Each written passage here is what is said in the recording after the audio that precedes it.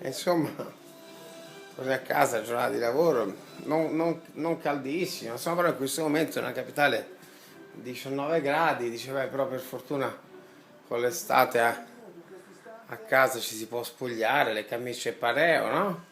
Arrivi in camera da letto, le tende, un muro, viene aperto uno spiraglio per far girare l'aria, però per fortuna chiaramente ci si libera completamente dalle coperte, no?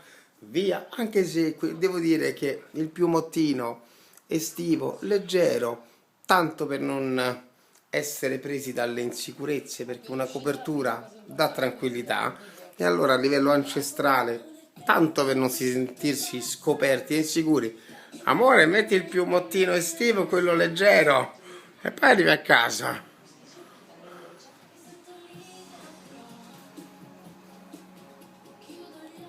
Pile, 19 gradi di temperatura esterna, dentro casa, luci, elettrodomestici, a fiata, pile, copriletto importante, tessuto e regalatomi da mia zia Tetà, invernale, con dentro la piuma d'oca, quella importante, quella greve, quella doppia, e poi giù in diagonale, lei, sempre la preferita.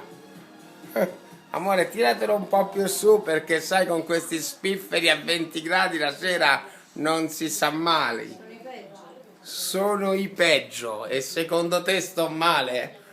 Ho sudato solo a farlo sto video. Viva la vita!